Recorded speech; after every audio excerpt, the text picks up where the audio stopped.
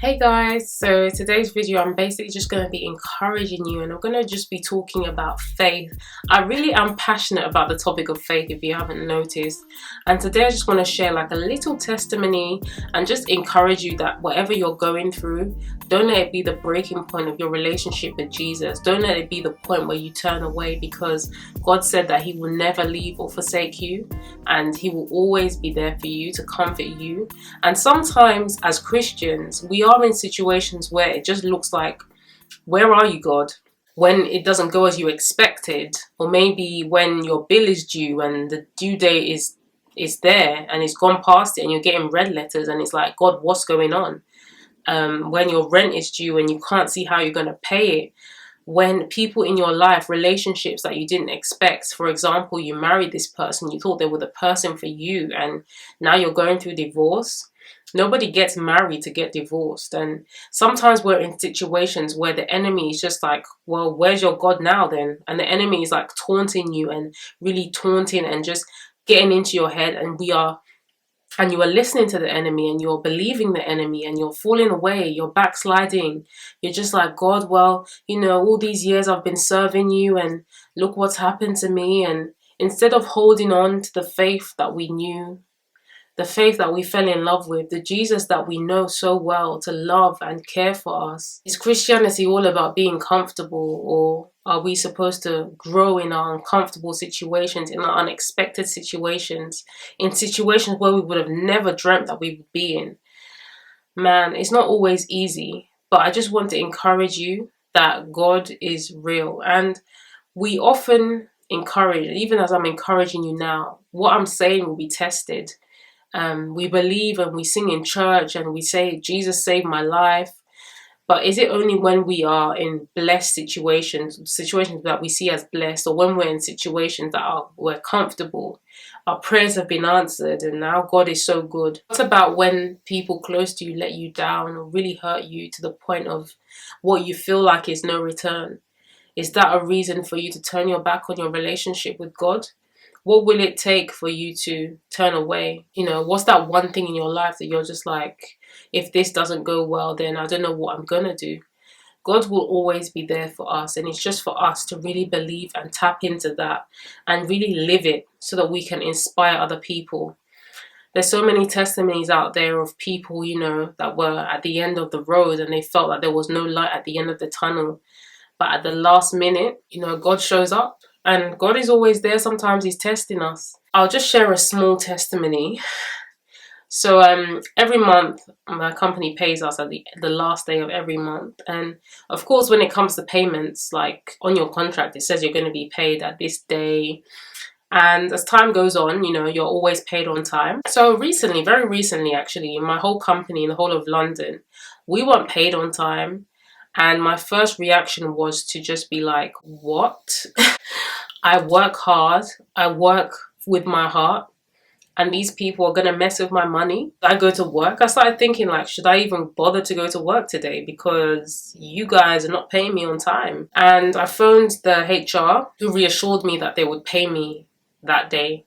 So afterwards, I started stirring myself up in the laws and just being like, you know what, it might be a little inconvenience and a little, tightness with the cash, but I'll get paid today. I thought it was just me, but then when I turned my work phone on, I saw emails come through about the fact that it was the whole company. So I was believing that, I'll get paid, because obviously, like, it's a Friday and then there's a weekend and then there's a Monday. So if it doesn't happen on Friday, then it'll probably happen on Monday. But I was like, it's going to happen today. And eventually, as the hours went by, we got an email saying that we wouldn't be paid in that day, and that the company will pay for any, if people experience overdrafts, then they'll pay for any charges with those overdrafts. At that point, I had already just reminded myself of who I was, because I had to go away and pray again and just be like, you're working for God, so you're going to go to work today, because just because you haven't paid doesn't mean you won't get paid. So you're working for God, so you're going to go to work today, and you're going to encourage people that are saying they want to go on strike. Because when I got to work, people were like, I'm not doing any work,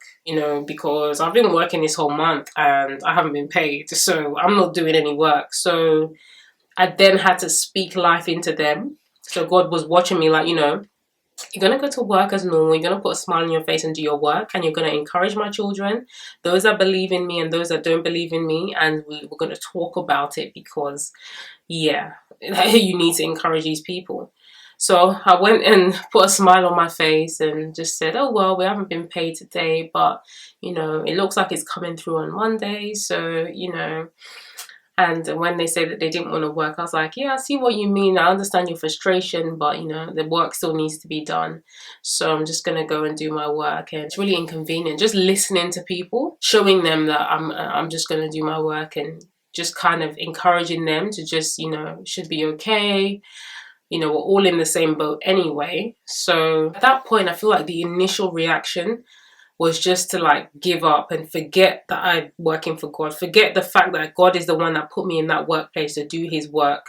So it's like I almost just lost my salvation in a sense. I just because of flesh and the fact that you didn't pay me. Yeah, of course we work, we get paid. You know, you inconvenience me. You know, we're supposed to joyfully work as unto the Lord. And why are you doing this to me? So sometimes there's this like thin line between flesh and the spirit and what God has called us to do, because sometimes we forget so quickly when we are in a situation, no matter how much of a super Christian that you may think you are, when we're faced with situations, sometimes we forget so quickly who we are, what God has called us to do.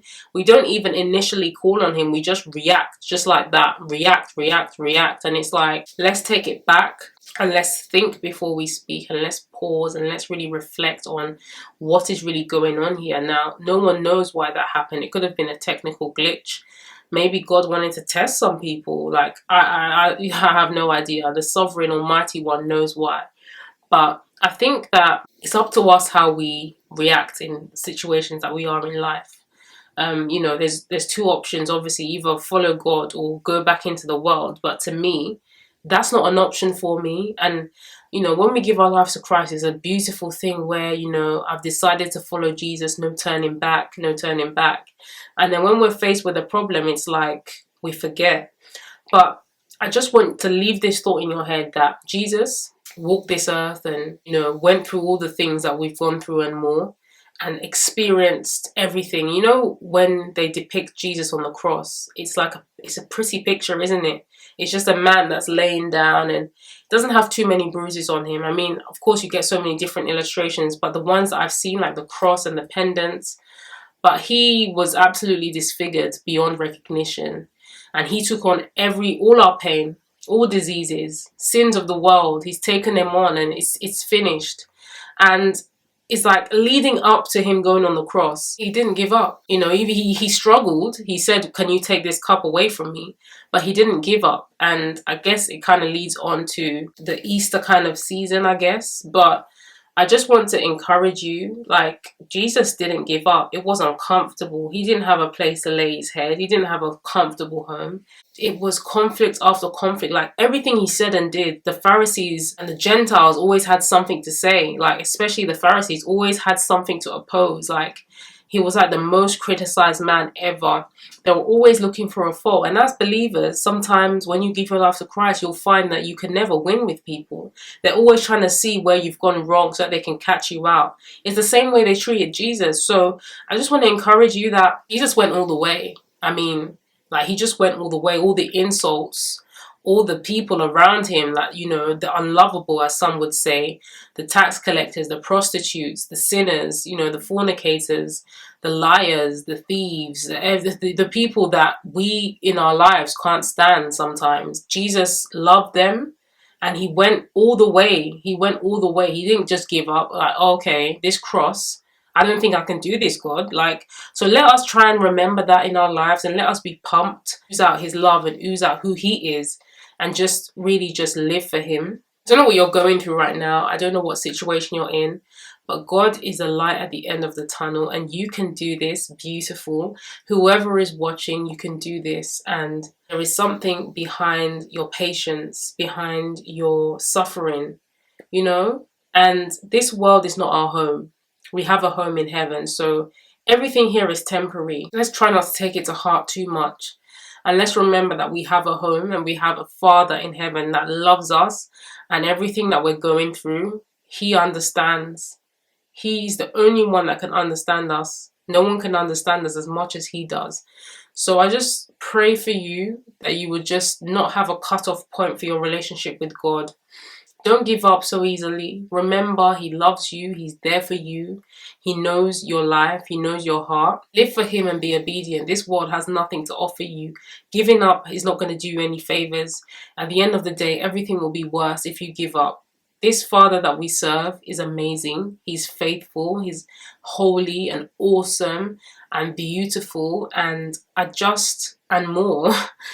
I'll be here for the rest of my life if I have to list everything that He is. He's amazing, and whatever you're going through, just remember that.